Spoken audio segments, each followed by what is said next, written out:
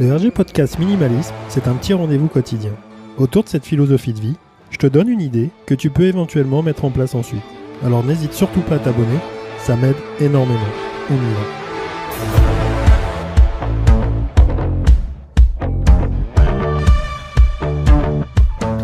Salut et bienvenue pour les 5 minutes essentielles.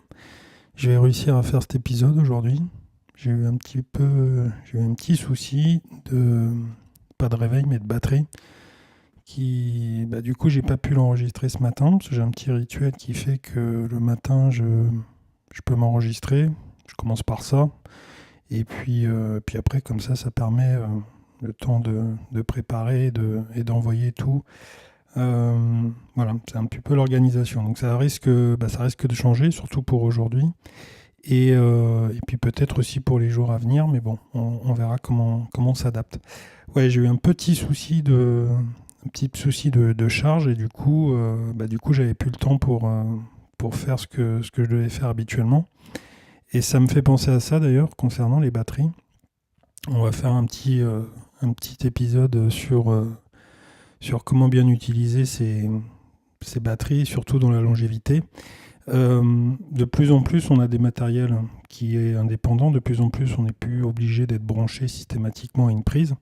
Donc du coup, on a des batteries qui ont évolué au fur et à mesure du temps.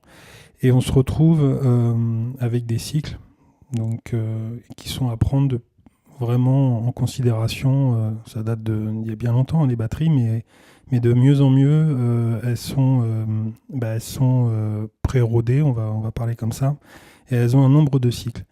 Et souvent, on ne sait pas trop quand on achète un nouvel matériel. C'est valable sur les téléphones surtout, mais c'est valable pour pour beaucoup de choses. On a un nombre de cycles, et ces cycles-là sont mal utilisés. Pour bien utiliser un cycle de batterie, c'est très très simple. C'est-à-dire que l'idée, c'est de ne jamais descendre en dessous de 10% et ne jamais charger au maximum son ordinateur, son téléphone ou quoi que ce soit. Alors jamais, c'est pas le bon mot, mais d'éviter au maximum de créer des cycles.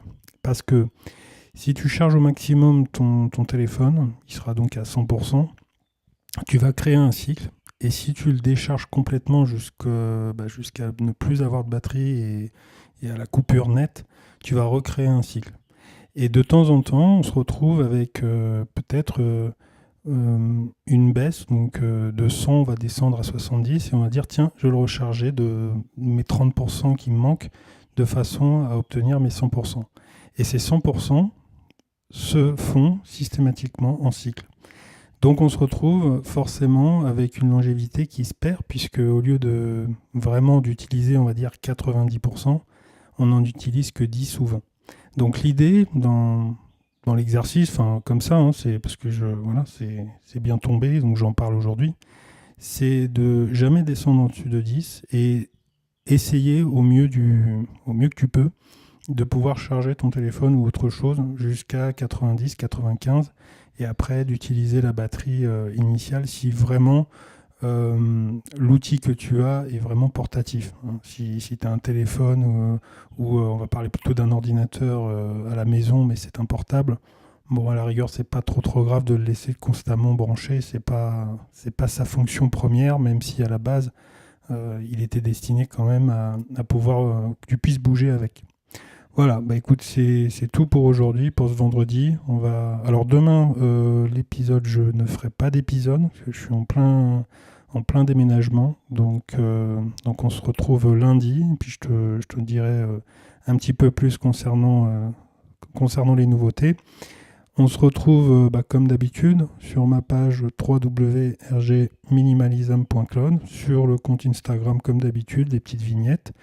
Sur mon site, il y a 2-3 petites nouveautés, je t'invite à aller voir. Et puis, écoute, encore une fois, bon week-end. Et je te dis à lundi pour un nouvel épisode. Salut!